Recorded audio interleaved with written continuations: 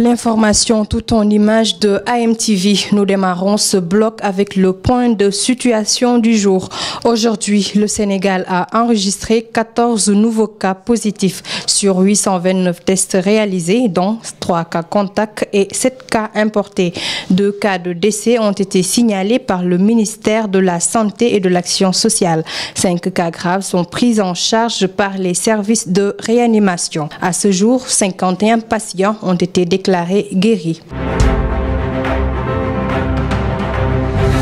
Au regard des dernières tendances sur l'évolution de la Covid-19, le ministre de l'Intérieur annonce que l'arrêté numéro 13564 du 7 août 2020 portant sur l'interdiction des rassemblements dans certains lieux publics ainsi que l'arrêté numéro 11592 du 10 juillet 2020 prescrivant le port de masques de protection dans les lieux publics et privés ont été prorogés pour une durée de 3 mois. Le ministre informe que toute violation par rapport à la décision sera punie par les peines prévues par les lois et règlements.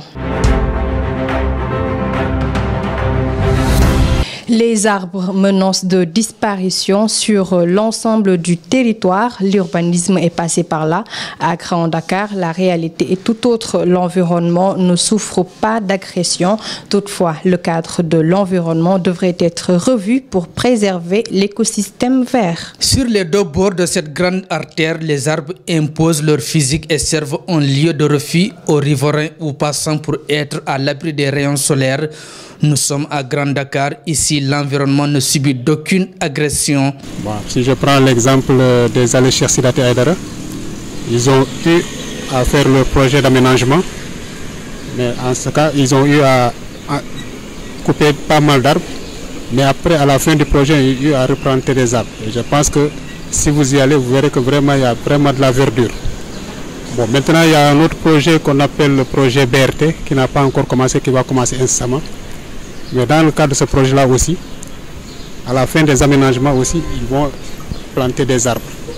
Donc nous, ici au niveau de Grand Dakar, on n'a pas ce problème-là. La préservation des codes suivis à la lettre pour une vie saine des populations. À cet effet, il fait appel au code de l'environnement. Ce dispositif devait être en revue. Ancré au niveau de la commune, mais même aussi, c'est même inculqué au niveau des élèves aussi.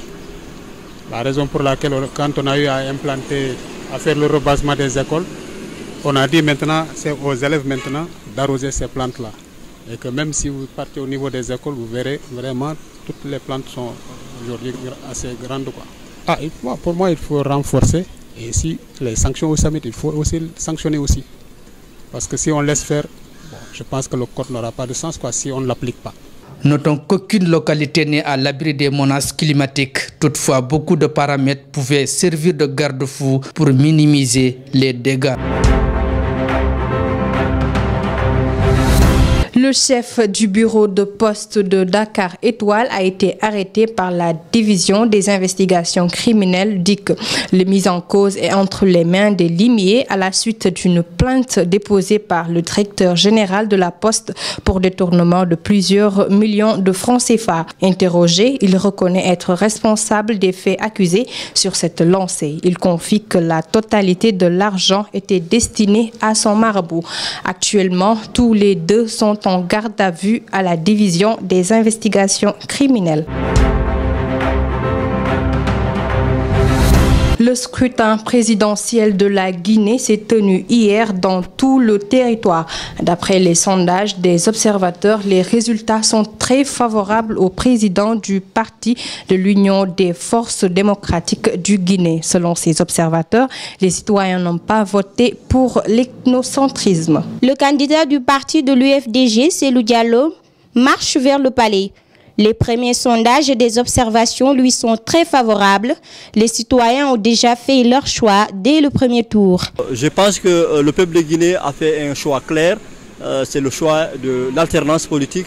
Je rappelle que c'est la première fois dans notre histoire politique d'y arriver. J'espère que nous y allons tout droit vers l'alternance parce que le peuple a fait un choix sans embâche hier parce que le président de la République pendant ces 10 ans n'a pas eu véritablement à répondre, à satisfaire les attentes des Guinéens. D'abord en termes d'unité nationale, il a divisé les Guinéens, il a joué sur la question ethnique, il a manipulé les ethnies, il a monté les ethnies les unes aux autres. Je crois que ça a été un échec. L'acceptation d'une telle nouvelle sera un boucan pour le président sortant, mais des négociations diplomatiques seront élaborées. Il ne va pas accepter si facilement, mais je pense qu'avec les pressions diplomatiques, les tractations, je pense que c'est même en cours pour essayer de lui trouver une porte de sortie pour qu'il accepte la réalité des urnes. Au cas où il refuserait cela, je pense que le scénario gambien n'est pas à exclure. Je pense que la CEDEAO et la communauté internationale prendront les responsabilités pour essayer de voir une issue heureuse, un dénouement heureux de ce qui pourrait être appelé la crise post-électorale guinéenne. Cependant, le président du collectif La Guinée que nous voulons indique les attentes des populations guinéennes vis-à-vis de leur nouveau chef d'État. Évidemment, je pense que cette décision, ce choix du peuple de Guinée est un message très fort, est un signal qui a été envoyé au futur président de la Guinée pour dire que nous voulons une nouvelle Guinée qui sera débarrassée du tribalisme, de l'ethnicité, oui, de la manipulation de l'administration, de tous les mots que vous pouvez imaginer. L'élection présidentielle de la Guinée s'est tenue dans le calme et la discipline, sans incident. Le peuple s'est déjà prononcé. Maintenant, reste à voir si les résultats se feront dans la transparence totale et que le président sortant respecte la vérité des urnes. L'immigration clandestine, un sujet qui surgit ces derniers temps face à ces voyages qui se multiplient. La gendarmerie nationale a publié les statistiques de la dernière tendance. En un mois, plusieurs individus ont été interceptés. Le phénomène de l'immigration clandestine est l'une des principales sources d'insécurité au Sénégal. Durant la dernière décade, il a tué plus de personnes que le terrorisme. En dépit des précautions prises par l'État, c'est insuffisant pour décourager les candidats à l'immigration. Dans un rapport de la gendarmerie nationale, elle a enregistré 405 candidats au voyage, dont un mineur de 14 ans. Parmi ces migrants, 23 ont été arrêtés dans la nuit du 15 au 16 octobre. Ces derniers, venus de plusieurs lieux, s'apprêtaient à embarquer à partir d'une plage à Lompoul. Le 11 octobre dernier, un départ a pu être évité au niveau de la langue de Barbarie à Saint-Louis. Autant dire que le phénomène de l'immigration a repris. Exclu en juillet puis remplacé par Abdoumbo en tant que premier vice-président de l'Assemblée nationale. Cette décision du chef de l'État a suscité beaucoup de polémiques selon lesquelles le président lui-même cherche à sanctionner Moustapha Cissé Lo par rapport à ses insultes qu'il avait tenues à l'encontre de ses camarades de parti.